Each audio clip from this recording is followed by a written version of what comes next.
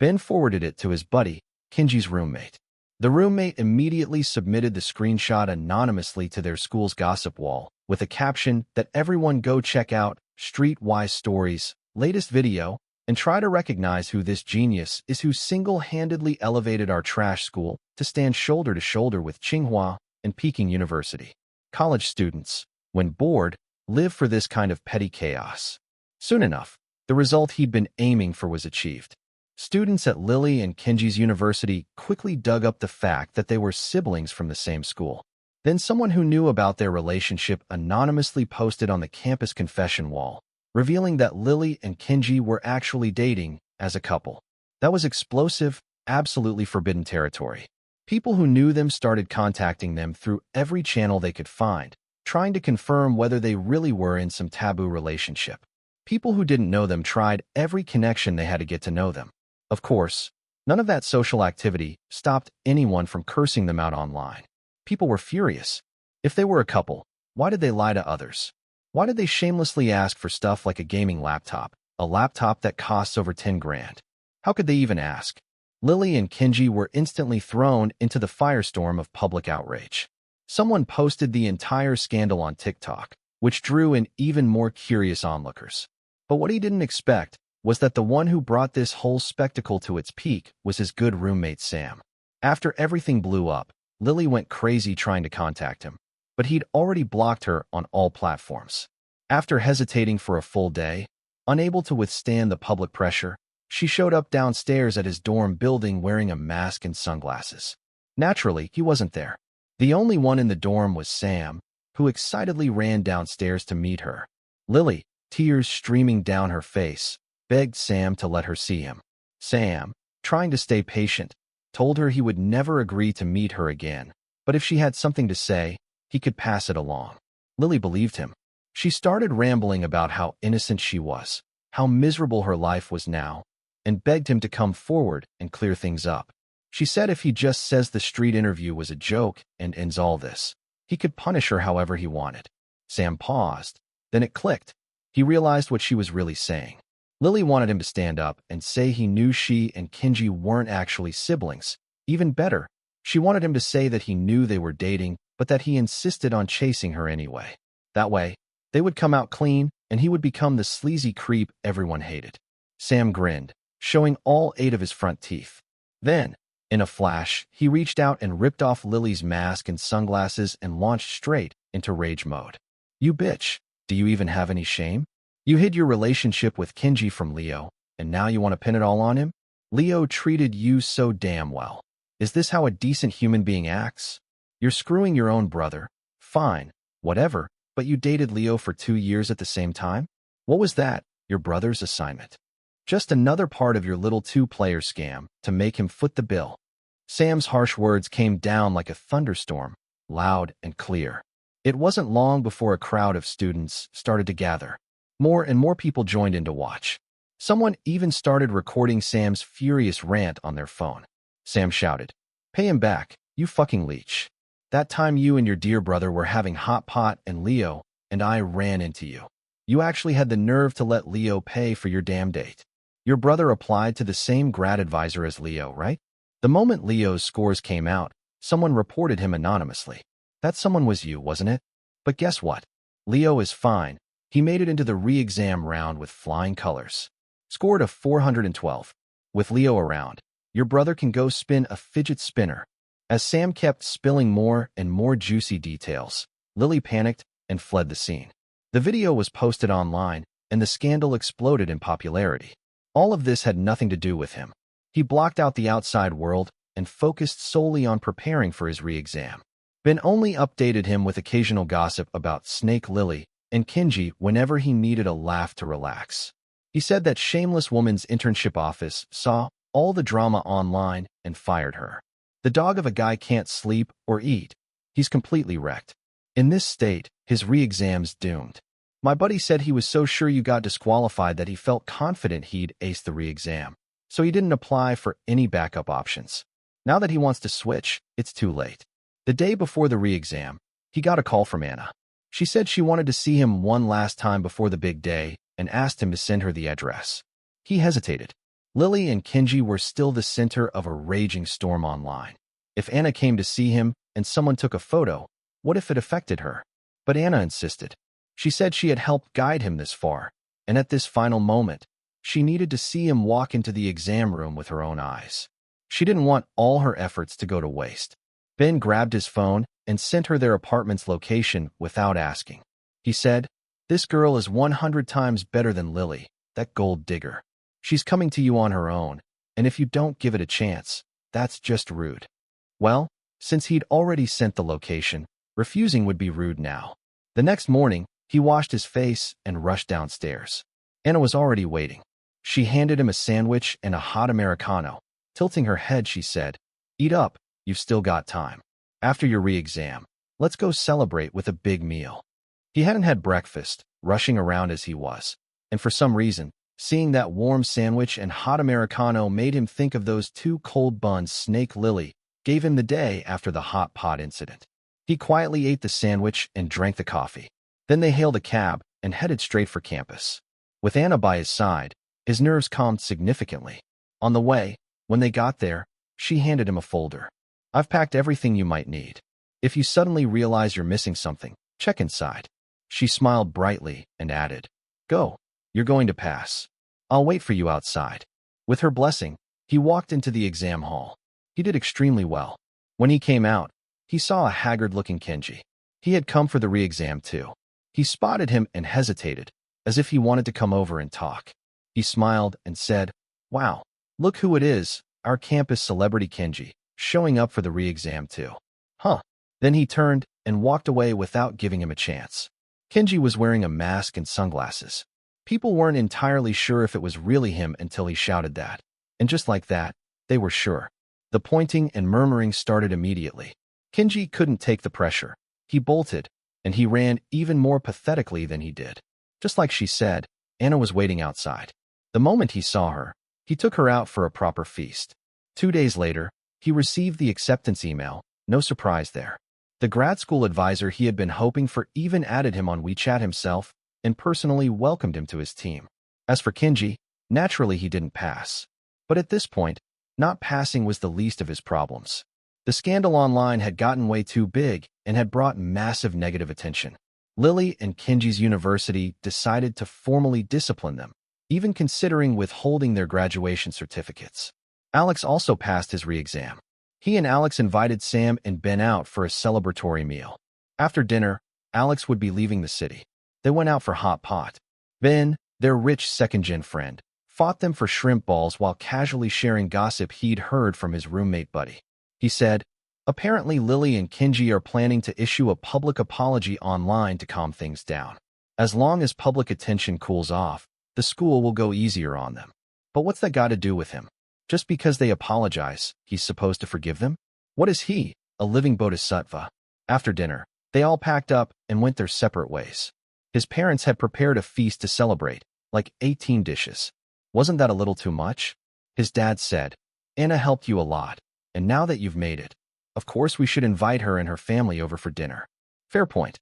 Before he could ask when they'd be coming, his grandma suddenly appeared and pulled him into a room like she was hiding state secrets. She whispered, "That Anna girl, she's a real sweetheart. My dear grandson, why don't you go chase after her, huh? Don't close your heart just because you got hurt before. There are still plenty of good girls out there. Anna is definitely a keeper. I even pulled some strings to check on her for you." He asked, "What did the bodhisattva say about it?" She gave him a firm 3-time nod. "Good, good, good." His dad, of course, agreed, then immediately called him to come home. Their home is near the university, so staying there would make it easy for him to ask the boss's daughter for help anytime. His dad's boss had a daughter named Anna, super outgoing and lively. They agreed to meet at a Starbucks. She flashed a playful smile and opened with, "As long as you follow my lead, I guarantee your grad school interviewer will be begging to take you." She was genuinely nice, a little too pretty though. He had met Anna's father before. Square face, thick beard, strong brow ridge, sharp eyes. He didn't exactly look like a thug, but he did give off that intimidating, no-nonsense aura. Who would have thought his daughter would turn out to be so adorable, with a face straight out of a celebrity photo shoot? Who wouldn't get a little dizzy after seeing that? But Anna's father was his dad's boss. How he behaved directly affected his dad's reputation. His dad worked hard raising him for over 20 years. He couldn't possibly repay his kindness with betrayal. So he forced himself to recall every way Lily had wrecked his mental health over the past year, making sure his heart was sealed in concrete before he calmly introduced himself to Anna. "Hi, I'm Leo." Anna smiled and replied, "I know, my dad's mentioned you before. He said your zodiac lacks the water element, so that's why you love eating fish." That smile made him lose focus again for a second. He quickly reminded himself about how Lily had ratted him out to protect Kenji, which worked like a charm. His concrete seal got an instant upgrade. In the following days, he prepped for the re-exam, seriously following the outline Anna had made for him. Somehow, Anna had a lot of free time. Every few days, she'd ask him out to check his progress. His grandma was also free, very free. She reconnected with one of her old connections and came to tell him that according to her source, his romantic star was about to rise, and he should get ready. The romantic star supposedly signals incoming romance. Who knows? He'd only ever heard that cheesy phrase from his grandma or seen it in old novels. Between cramming for the re-exam, dealing with Anna's pop quizzes, and humoring his grandma, his days were packed.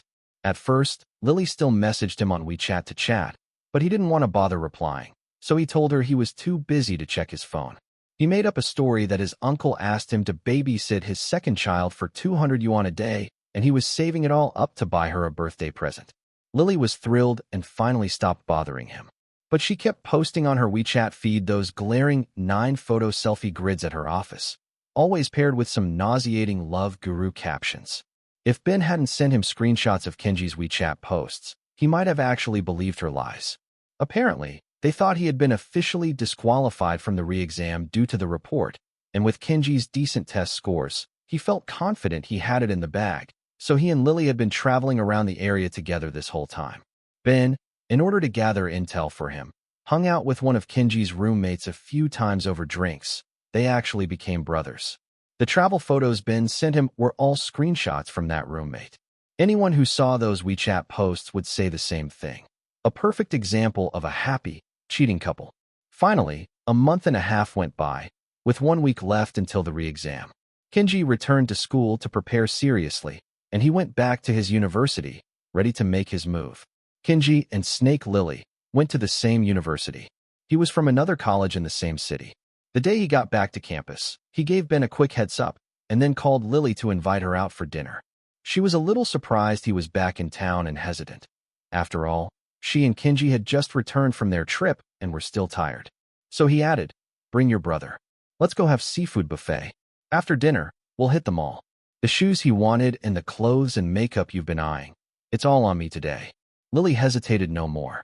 She said, "Looks like your uncle gave you quite a bit of money. I'll tell my brother to meet you at the downtown mall." After hanging up, he double-checked with Ben. "Your people are in place, right? They have to show up the moment we meet. I don't want to spend another damn cent on that cheating couple." He said, "Relax. When I handle things, you can trust me." With Ben's guarantee, he headed out immediately. Before long, he met up with Lily and Kenji at the mall entrance. Kenji enthusiastically called him bro and said he had his eye on a gaming laptop. "Huh, planning to squeeze a big one out of me, huh?" Right then, a group of people came rushing toward them. They had mics, cameras, reflectors, and matching uniforms with a big logo that read Streetwide Stories. This was the street interview crew Ben had hired for him with the power of money. Streetwide Stories is a local video crew, kind of like a mini version of a TV show like Catch 21 or Consumer Watch, not as famous as national programs, but pretty well known in their city. The crew started by asking the three of them about their relationship. Lily and Kenji had never been interviewed on the street before, so they were still in shock. He, on the other hand, played the role of a naive but cheerful college student and answered loudly, "I'm a senior at a nearby university. This is my girlfriend Lily, and this is her full-blood biological brother Kenji." The interviewer smiled and said, "Sounds like you and your girlfriend have a very stable relationship. She even brings family along on dates." "Of course," he replied seriously. "My girlfriend says her brother doesn't feel comfortable letting her come out with me alone, so every time we go on a date, he tags along. But Kenji and I are super tight too. Just now, he was saying he wanted me to buy him a laptop." Lily and Kenji finally snapped out of it. Their expressions instantly changed. Kenji stepped in front of the crew, trying to block the cameras. He insisted on filming. Lily accused him of being too obsessed with attention. Kenji scolded him for making decisions on his own and doing a street interview without asking. He just gave them an indifferent look and said, "It's just a street interview. What's the big deal?" With all the chaos, accusations, and scuffling, the Streetwise Stories crew didn't dare continue filming. They packed up their gear and retreated in a flash. Only then did Lily and Kenji breathe a sigh of relief. They thought a poorly executed street interview like that would never get released, but little did they know, the power of money is limitless. Ben, being a rich second-gen, could easily buy the right to have that video published. His purpose for meeting with Lily and Kenji today had already been achieved. Why stick around just to spend money on that cheating couple? Hell no. He immediately accused the two of embarrassing him in front of strangers, then turned and stormed off without hesitation. He jumped into a cab and left.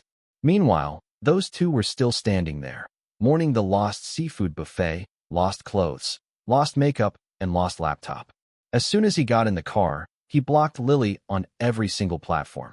Back at school, their dorm had a small dinner party. After eating, they all gathered to plan the next step. Ben had an apartment in town. To avoid getting pestered by Lily in the coming days, he said he should go live at his place. On the day of the re-exam, they'd head out from there, just a 2-hour drive to his exam school. He asked Alex and Sam if they wanted to stay at his place too. Both declined. Alex had applied to a school in another province and was leaving in a couple of days. Sam, on the other hand, loved drama. He wanted to stay in the dorm to watch Lily crash and burn. He still hadn't cursed her out enough and was hoping for a second round. So they went their separate ways. He followed Ben to his apartment. It was in a great spot, quiet and peaceful. That very night, the Streetwise Stories TikTok page posted the street interview from that afternoon. Of course, they didn't post it as a standalone clip. There wasn't much content on its own. It would have just gotten swiped past. The Streetwise Stories team was actually really nice. They edited together a compilation of college student fairy tale love stories and used their clip as the opener. Using his alt account, he jumped into the comments section and tagged the official TikTok account of Lily and Kenji's university. "Holy crap, students from your school. I want this kind of relationship too. Forget Tsinghua and Peking University. I'm applying to your school this year." Lily and Kenji's school was just an ordinary, privately run 3-retire college. How could it possibly be compared to top-tier schools? Most of Streetwise Stories' viewers were middle-aged and elderly folks. Seeing his dumb comment, they instantly jumped in, lecturing him righteously. If you can get into Shanghai University or Beijing University, you should. Don't waste your future. With all that interaction, the TikTok algorithm kicked in. Soon, the official TikTok account of Lily and Kenji's school showed up too. In a cheeky tone, they replied under his comment, "I've made it. I finally appeared in the same frame as 2 elite universities." He quickly took a screenshot and sent it to Ben. If they were secretly dealing with things in-house the whole time, then why bring him into it? He suddenly thought of those special videos he'd seen. Don't tell him he was part of their forbidden roleplay. Jesus Christ, that's just disgusting. Back at the dorm, Sam and he immediately updated Alex and Ben on everything. They were so disgusted they nearly dropped their shrimp balls. Ben suddenly said, "Wait, something doesn't add up." He continued, "Kenji has a girlfriend." He asked, "How do you know that?" This just kept getting more and more twisted. Ben explained, "Remember when we were talking in the group chat about outrageous dating stories? One of my friends from a campus club mentioned his roommate had a goddess of a girlfriend. She literally bought him a Switch as a holiday gift, and that roommate was Kenji." Ben said, "Hold on, let me go confirm a few things." He pulled up that friend's WeChat and started hammering out a message. 20 minutes later, the whole story came out. Lily was that goddess girlfriend who spent money on her man, and she and Kenji were not actual siblings like Lily had told him. They were childhood friends, neighbors, basically grew up together. Even worse, Kenji was aiming for the exact same graduate program, same school, same advisor as him, and that advisor had already announced he would only take one student this year. Kenji's exam score was lower than his, so now they knew exactly why Lily reported him for cheating. Alex frowned. "That's sick. I can't eat anymore." He couldn't even hold his chopstick steady. He was just as nauseated. He'd been dating Lily for over a year. Out of 10 dates, Kenji showed up for at least 8 of them, always saying he worried about her safety and had to personally pick her up and drop her off. But he was smooth with words, always calling him his bro, and after a few drinks, he'd even get emotional, telling him that he approved of him as his future brother-in-law, that he felt good knowing Lily was in his hands. He never thought anything of it, just assumed they were close siblings. Lily had even told him, "If we end up together and my dad doesn't approve, my brother can vouch for you." He was so naive. He really thought he'd lucked out with a chill future brother-in-law. He completely fell for Kenji's bro routine. He paid for his stuff, helped him out, anything from cigarettes and bottled water to covering his rent and plane tickets. Lily told him their family was struggling financially and Kenji's part-time job income had to go toward household expenses. That's why he couldn't return the favor. He didn't think much of it, figured it was just him doing his part. You ask why he was such a sucker? Because Lily was beautiful and a master of emotional blackmail. She was constantly manipulating him. She'd say things like, "Is this really that expensive? I give you emotional value too, don't I? You think dating me doesn't cost money? Me showing up with full makeup, just sitting there, that's already me paying my share." She even seriously said, "After we get married, to keep you from spending irresponsibly, you should hand over your salary. Not for me to use, but so we can build a shared account. I'll save it for us. And if you ever need anything, you can come to me and I'll help. Within reason, of course." He didn't agree with that logic, but he thought maybe she was just trying to plan their future. She was young. Maybe her values hadn't fully matured yet. People change with time, right? But now he realized she was nothing but a manipulative, shameless scammer. She played with his heart, stole his money, and even tried to sabotage his academic future by reporting him. He was blind, completely blind. Sam leaned in and asked, "What are you going to do?" He smiled. "They like playing games, huh? Then I'll give them a damn good show." A plan was already forming in his head. He'd make sure Kenji failed the grad school exam. He'd make sure Lily got fired from her internship. He'd expose all the filthy things they did, and he'd make them apologize to him face to face. What's the first step? His roommates were full of curiosity, not willing to miss a single detail of how he would tear the gold digger apart. He pulled out his phone and showed them, saying, "The first step is to transfer money to the gold digger." On the screen was a WeChat message from Snake Lily. "Leo, your roommate packed way too much food tonight. My brother was afraid you'd be embarrassed, so he paid for it first. It was $478 in total. Let's split it. You know my brother doesn't have much money right now. That's his whole week's living expense." All 3 of them immediately made a synchronized gagging gesture. Sam sneered. "A whole week's living expense? If they're that broke, how do they still have time to go to the movies? Based on the time, the movie isn't even halfway through and she couldn't wait until it's over to ask you for money." He said, "She's testing me." His thoughts were crystal clear now. He explained, "We showed up unexpectedly tonight. She's worried I might suspect something between them, so she's deliberately asking for money now to test my reaction. Otherwise, she'd have waited until tomorrow morning." Of course, he wasn't willing to pay this kind of nonsense money, but if he wanted to go through with his plan to get back at them, he had to keep things calm first. While his roommates clicked their tongues in disdain, he transferred $39. Snake Lily didn't accept it and sent it back. Sam looked surprised. She was really just testing you. A second later, a new message popped up from Snake Lily. "Babe, you miscalculated. You and your roommate, plus the 2 roommates you brought food for, that's 4 people. You should be paying $318.66. He sent $319 over. She accepted it instantly. After pocketing the money, Snake Lily sweetly reminded him to get some rest, and then calmly went back to watching her movie. The next morning, just like she said she would, Lily came by with breakfast. He deliberately ignored her calls and let her wait. She waited a full 30 minutes. When it was clear she was getting annoyed, Sam finally went downstairs with a look of exaggerated reluctance to meet her for him. He had his phone on speaker, broadcasting everything to him via voice call. Lily asked, "What happened? Did something go wrong?" Her voice was laced with tension and confusion. Sam let out a long sigh, then started cursing wildly. No idea which brain-dead bastard with no asshole reported Leo's postgraduate exam results. The school said the higher-ups are investigating strictly this time. They'll try to help him, but chances aren't great. You know how hard Leo has been studying these past few months? Who the hell is so heartless, with a soul as dead as their whole family, to report him knowing he's clean? Lily, don't you think so? People like that deserve to get hit by a car when they step outside. That would be karma catching up. Lily stammered. Well that.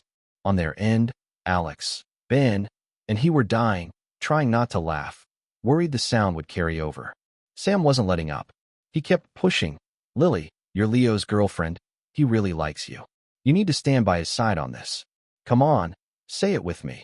The person who reported Leo should get hit by a car. After a long silence, Lily's trembling voice finally came through. The person who reported Leo should get hit by a car. Sam nodded and said, Good. Give me the breakfast. You go home first. When Leo feels a bit better, he'll give you a call. He probably couldn't hold it in any longer and quickly ended the scene. When he came back to the dorm, they were all laughing their heads off. He threw the breakfast straight into the trash with a look of disgust. Your girlfriend is something else, a full-blown gold digger. Even scam artists know to give you a little candy first. She brings you 2 buns and can't even bother with a drink. That afternoon, after barely pulling himself together, he called Lily. Over the phone, he told her, Let's not see each other for a while. Lily sounded a bit panicked. Babe, did I do something wrong? Don't ignore me. He said, It's not that you did anything wrong. I'm just in a bad mood. My parents want me to go back home for a couple of months to take a break. They're trying to help me find a job. To keep her calm, he forced himself to say something nauseatingly sweet. Lily, now that I didn't get into grad school, do you think I'm a loser? Do you look down on me? Lily let out a breath of relief and switched to a soft, pitiful tone. Babe, how could you think that of me? I love you for who you are, not for your degree. Okay, you go home and get some rest. When you're feeling better, I'll take you out to clear your head. Didn't we say we'd go to Disney together? Even at a time like this, she was still trying to squeeze money out of him, truly consistent. After he hung up, he dragged his suitcase and walked out of the dorm. He really was going home, but it was to prepare seriously for the graduate school re-exam. His dad's boss has a daughter who's in grad school at the university. Yesterday, the boss invited his dad to go fishing. During their chat, his dad mentioned that his girlfriend had reported him during grad school admissions. The boss got even angrier than his dad and insisted that his daughter help him by sharing her experience and tips for the re-exam. He was planning to use dinner as an excuse to get her to meet up, then confront her hard and break up. But Lily replied, Already ate. I actually wanted to eat with you, but since I'm dieting recently, I ate early. Hubby, I'm going to bed now. I had a low-calorie meal, and I'm afraid I'll get hungry and can't sleep. I'll come find you in the morning, okay? Let's have breakfast together. He was just about to reply with something like, Babe, you don't need to diet, when Sam grabbed his hand with a face full of disbelief. He said, Are you freaking dumb? You still don't get it. He asked, Get what? He said, It's obvious she's got something planned tonight and didn't want you bothering her. That's why she pretended to go to bed early. She's basically telling you, Don't contact me tonight. So that's what it was. Seems like he'd completely failed at this whole dating thing. Sam said, Check where she's going tonight. He took his phone, clearly excited. Sam was into studying dorm room crime cases. He knew his stuff when it came to investigating. First, he checked her TikTok follows, then her WeChat friends, then looked into her family plan connections, and finally tracked down a rideshare payment of 17.8 yuan. Lily's school was in the suburbs. There was a direct bus to downtown, but taking a cab would cost at least 30 yuan. So clearly she didn't take a cab to the city center. Sam speculated, I remember a new shopping mall just opened on the south side of the city. From her school, a ride there would cost about 17 yuan. He swore he could cry. He's cracking a mystery and still finds time to give the gold digger a nickname. He said, They're up to something tonight. I'm not busy. I'll go with you and check things out. Before he could say anything, Sam had already slung on his backpack and was waiting for him at the dorm door. All right then, I'm coming. They quickly called a cab and headed for the mall on the south side of town. It was a bit far, at least a half-hour ride. On the way, Sam seemed deep in thought. Then suddenly he asked, You still have your girlfriend's Hot Pot membership account, right? I remember a year ago, when our dorm went out for Hot Pot, you used her membership. He was confused. You want Hot Pot? Didn't you just finish fried noodles? He was a little stunned. Maybe the brainstorming burned so many calories he'd already digested his noodles. Sam cursed. I honestly don't know how your brain managed to score such high marks. He smacked him on the head, frowning. He said, fucking stupid. I think you should log into her membership and check if she placed a hot pot order. It all suddenly made sense.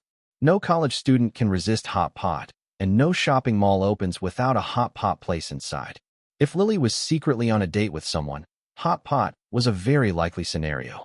He quickly logged into her account, and bingo. Someone had placed an order using her hot pot membership. The worst part? The receipt was full of all his favorite pig brain, duck blood, beef tripe, and more. He was instantly furious.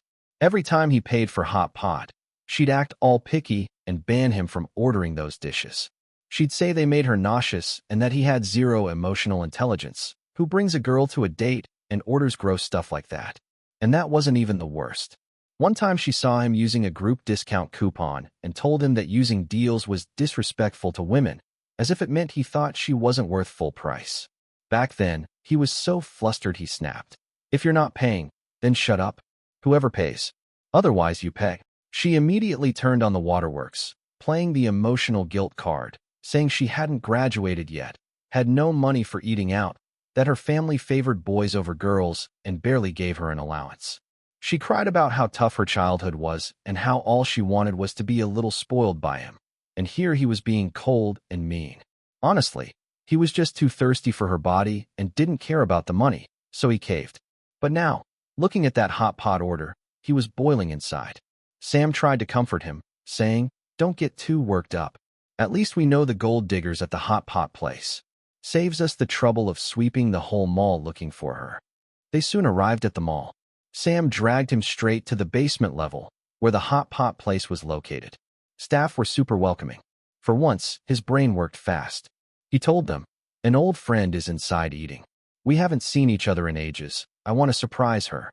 The waiters immediately caught on and subtly turned away, pretending not to see them. The restaurant wasn't too big, so it didn't take long before they spotted Lily in a corner booth. Sitting across from her was a guy. Sam muttered, "Wait a sec, is she out of her mind? She cheats on you and reports you." He couldn't make sense of it either. But the guy did look familiar. Half crouched behind a chair, he stared hard at him. He saw him scooping meat into Lily's bowl, wiping her mouth, and telling her jokes that made her laugh like crazy. That bastard. What was there left to observe? He stormed right over. Lily froze, stunned. "Leo, what are you doing here?" He gritted his teeth. "Didn't you say you already ate dinner? What the hell is this?" He spoke as he tensed up, ready to slap her across the face. But the next second, a male voice cut in. "Bro, what's going on?" He turned and looked. To his shock, it was Lily's brother, Kenji. He smiled and said, "Leo, it's a misunderstanding. I'm Kenji, remember? My sister hasn't done anything to betray you." He continued, "Leo, she and I actually wanted to invite you too, but Lily said you've been super stressed with exams lately and your stomach's been acting up, so you can't eat spicy food. So we decided to come secretly. Didn't want to tempt you or make you feel bad. Come on, bro, you're not seriously mad about this, are you?" They took turns explaining, one sentence after another, and his big dramatic moment fizzled out midair. He just stood there, awkward and frozen. Sam suddenly cut in. "What are you talking about? Let me tell you something. My brother Leo is famously known as the Komodo dragon of City A. That man's stomach is made of iron and runs on weird food like a machine. He could down 3 bowls of boy pea soup and still ask for dessert. And you call this spicy? Please." Leo wouldn't even blink if you poured chili water straight into his eyes. Sam grinned and added, "Today he just felt like eating light, so he dragged me out for hot pot. If we'd known you hadn't had dinner yet, Leo wouldn't have brought me along." He was quick on his feet, and after saying that, he casually glanced at the table and said to him, "Leo, look at this. These are all your favorite dishes." With the conversation laid out like that, Kenji had no choice but to go along and invite them to sit and eat with them. Maybe it was because everyone had their own secrets, but the meal was oddly quiet. Sam, of course, was the only one having the time of his life. By the end of the meal, he'd ordered 5 extra portions of shrimp balls, 4 of pig brain, 3 of beef tripe, and 2 of duck blood sausage, and packed them all to go. Kenji's face grew darker with each added dish. Lily finally couldn't take it anymore. she said, clearly annoyed. Leo, what's up with your roommate? Fine if he's eating, but packing food too? My brother's still a student working part-time. He doesn't have that kind of money. Sam looked up blankly. Is packing food not allowed? We still have 2 other roommates waiting back at the dorm. Leo used to treat everyone. And didn't you used to take leftovers home for your roommates too? Kenji forced a smile and said, It's fine. Pack as much as you want. Then he shot Lily a look and added, If it's not enough, we can order more. Sam didn't hold back. He added 2 portions each of beef rolls, chicken rolls, and lamb rolls to the list. When it came time to pay, Kenji's hand was visibly shaking. Sam's backpack finally proved useful. It fit all the takeout boxes perfectly. After they left the hot pot place, Lily turned to him and said, It's getting late. I should head back now. It was only 8 p.m. Before he could say anything, Sam chimed in. Yeah, better head back soon. Any later, and the food will get cold. Lily let out a quiet breath of relief, then pressed her lips together and said, Leo, you and your roommate head back first. My brother will take me home. Sam replied casually. Cool, we'll go first. Then he pulled him along, and, under Lily's gaze, they walked out of the mall's main entrance. 5 minutes later, they came back. They saw Lily and Kenji walking side by side into the elevator. It stopped on the 4th floor. Sam and he took the next one up. They followed them and saw them go straight into the cinema. He pulled out his phone and checked the theater schedule. At 8:15 p.m., a romantic movie was starting. What the actual hell? Lily and Kenji were playing that kind of game. What kind of sick, forbidden kink was this? Back when he was chasing Lily, Kenji helped him out so much. In order to help him succeed in the postgraduate entrance exam, his grandma actually asked him to send her his admission ticket number so she could pull some strings for him. He refused and said, Grandma, this is the national exam. Using connections is illegal. However, his grandma casually sent him a voice message.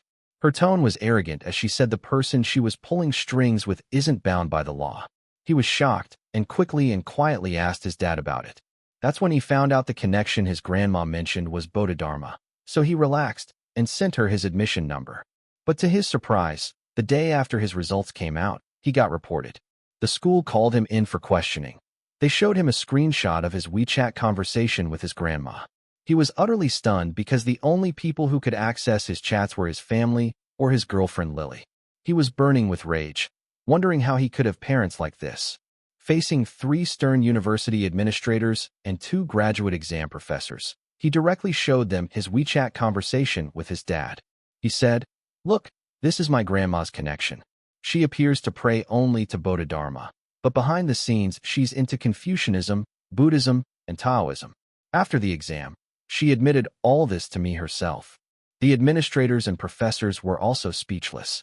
If praying to gods and spirits counts as pulling strings, then how many test takers in the country haven't done the same? In the end, they just gave him a few comforting words and let him go. But he narrowed his eyes and asked who reported him. One of the leaders said it was an anonymous report. We don't know who it was. The report came from a non-verified Gmail account sent to the Ministry of Education's exam office. The ministry informed the school and asked them to verify the content. Hey, whatever. I'll find out who the snitch is myself. The image they showed of his WeChat chat with his grandma was clearly a photo taken of his phone screen, meaning the snitch was someone close to him. Lately, only his family, his dorm mates, and his girlfriend Lily have had access to his phone. His family could be ruled out. As for the others, they all knew he came from a regular background with no special connections. They'd seen how hard he worked, waking up at 6 and sleeping at midnight every day for 6 months to study. So if they saw his chat with his grandma and chose to secretly snap a picture and report him instead of asking, there was nothing but malice in that act. When he got back to the dorm, his 3 sworn brothers, Sam, Alex, and Ben, were huddled together eating fried noodles with fermented herring. When they saw him, they immediately invited him to join their pungent bonding session. Watching these 3 college dudes snatching fried eggs from each other's bowls with such pure, stupid joy, he found himself less suspicious of them. He meant anyone who enjoys fermented herring can't be that evil, right? He cleared his throat, deciding to tell them the truth and get their help in analyzing the situation. He asked, Someone reported me for cheating on the grad exam. Who do you guys think it was? Not me. All 3 responded in eerie unison. Sam said, I've been busy with my internship, and we've got no beef. Reporting you does nothing for me. Alex said, we didn't even apply to the same school, and I scored pretty well myself. Why would I report you? Ben said, my family's rich. He nodded and said, you all reap the same way. I trust you, but now I need your help to figure out who did it. He laid his sincerity on the table.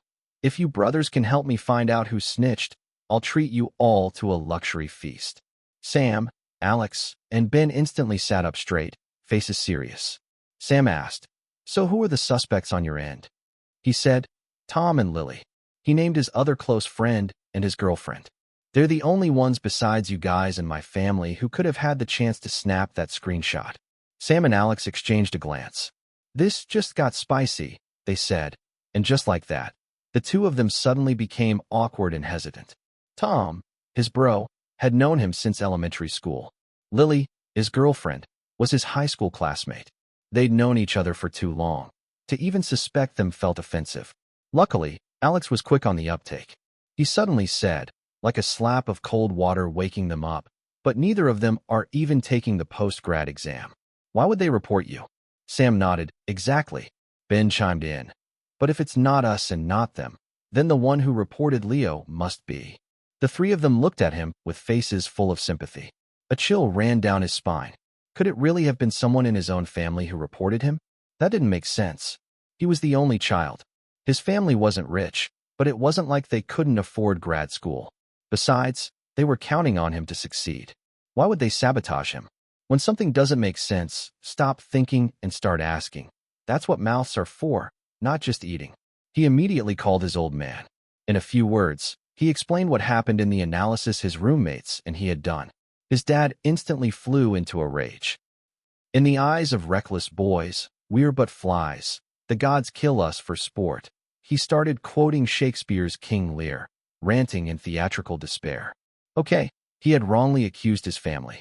He meant a dad who can recite King Lear is unlikely to be the kind who'd report his own son. He quickly apologized and promised to cover for him next time he sneaks out to go fishing, thus patching up their fragile father-son bond. Just then, he heard his grandma's voice through the phone. She said, "What's the big deal? I'll look into it for you. Give me a few minutes." Then she hung up. Sam, Alex, and Ben all looked at each other. They asked, "Wait, Grandma can do that kind of thing?" He said, "Beats me." 5 minutes later, the phone rang again. As soon as he picked up, he heard his grandma declare with absolute confidence, "It was that Lily girl, or whatever her name is, your girlfriend." Turns out his grandma was basically the real-life Sherlock Holmes, a three-dimensional detective Conan. He asked Grandma, "How the heck did you find out?" The four of them huddled together, ready for a masterclass in logic. Grandma said, "I asked Bodhidharma. Bodhidharma told me. Leo, you gotta trust me. Bodhidharma is never wrong." He was speechless. After he hung up, Alex hesitantly suggested, Maybe you should give Lily a call. Try fishing for a reaction. Desperate times call for desperate measures." Fine. He took his phone and headed to the balcony. Not that he didn't trust Sam, Alex, and Ben. It's just he had a bit of a manly pride issue and didn't want them to witness him simpering hard on the phone. After a long, emotional 30-minute call, he came back from the balcony, face dark, phone warm from the heat of frustration. They had finished all the food, not even a drop of soup left for him. Alex asked, "So what happened?" He cursed. Damn it, it was that sneaky witch. When Lily answered the phone, her voice was shaky, clearly guilty. He casually bragged about his score and said he'd take her to that Michelin restaurant she'd been going on about. Normally, she would have jumped at the offer, but this time she said, "I'd be stressed with grad school soon and didn't want to waste my money." This was a girl obsessed with money, and now she suddenly didn't want to spend his? If that's not a red flag, he didn't know what was. Sam, Alex, and Ben were speechless. The dorm fell into a silence like nap time.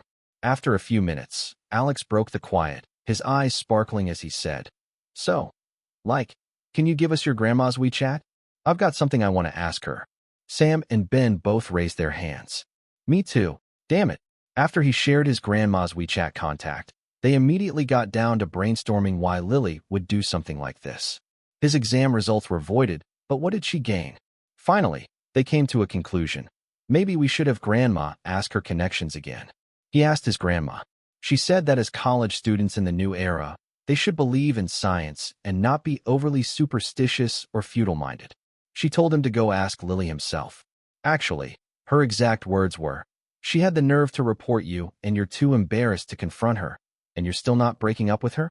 Don't tell me you're a simp, just like your Uncle S's son, Mike." He felt insulted. Granted, he was a bit of a simp, but he absolutely refused to be compared to Mike. Mike just graduated from college and works as a game booster. He got involved with a streamer girlfriend whom he only sees once or twice a year. Despite making $500,000 a year, he hands all his earnings over to her. Meanwhile, he can't even afford a 15 yuan takeout meal.